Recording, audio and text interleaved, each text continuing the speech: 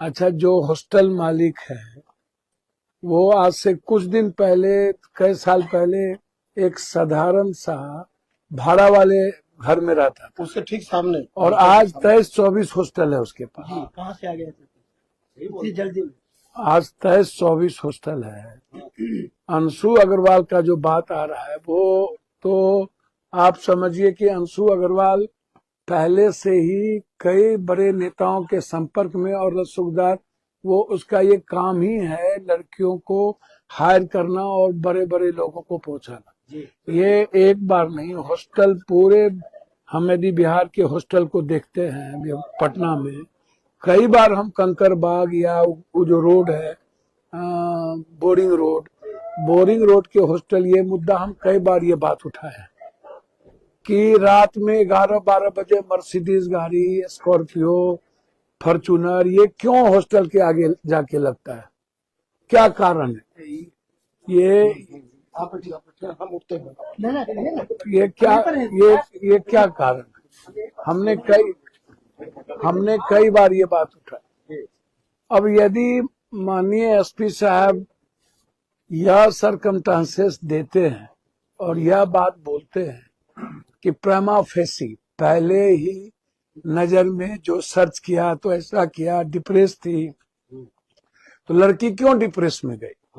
और आप डॉक्टर नहीं है, और आप हमको एक बात बताइए कि अभी डॉक्टर का कोई रिपोर्ट नहीं आया, ना कोई चीजें आई। दूसरी बात, परिजन ने भी वीडियो बनाया, आपने भी वीडियो बनाई पोस्टमार्टम का। एक मासूम बच्ची के शरीर पर या जगह जगह जो दाग है या जो चिन्ह दिया गया, चोट है, तो क्या वो डिप्रेस में चोट लगा ली या खुद मार ली?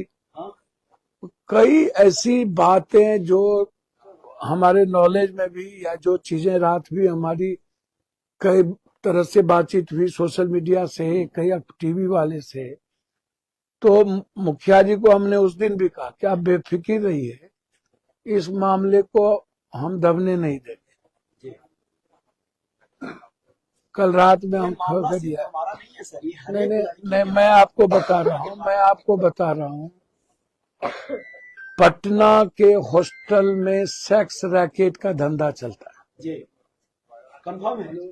और हम बहुत पहले भी बोले हैं कि बच्ची को किसी कीमत पर हॉस्टल में मत डालिए। हमने कई बार कहा है कि बच्ची को आप अपने से पढ़ाई करने जाता है तो अपने से आप कोई गार्जियन को रखिए, माँ को रखिए, या नहीं तो एक ऐसे सुरक्षित हॉस्टल में रखिए जहां पर लेडीज का इन्वॉल्वेशन हो। लेकिन लगभग खास तौर पर जो बोरिंग रोड में हॉस्टल है, कई दफे इस बात की चर्चा हमने की है कि ये बहुत गलत हो रहा है।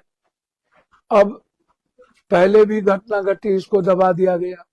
आज जिस तरीके से यह घटना घटी और मुखिया जी आप लोग ना लगे होते तो मुझको लगता है कि यह घटना उठ भी नहीं पाता, चर्चा भी नहीं हो पाती। सवाल इस बच्ची का नहीं है, सवाल इस एक बेटी का नहीं है। मैं कई बार इस संदर्भ में कहता हूं कि हमको कानून यह बताए कि वो बच्ची डिप्रेस में क्यों गई। पहला, उसको नींद खाने पर मजबूर किसने किया?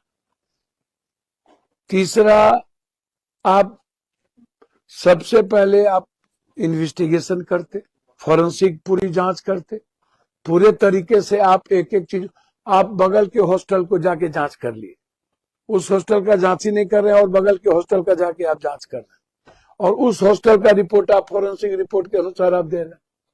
दूसरी बात, जो हॉस्पिटल गया या फिर मैदानता भी गया तो मैदानता जय दिन था तब तक आप परिवार को नहीं आप करने दिए। ये कौन सा राइट है भाई? प्रभात हॉस्पिटल में जब रहा तो प्रभात हॉस्पिटल में बच्ची बिल्कुल होश में गई या चेतना अवस्था में थी, बात कर रही थी।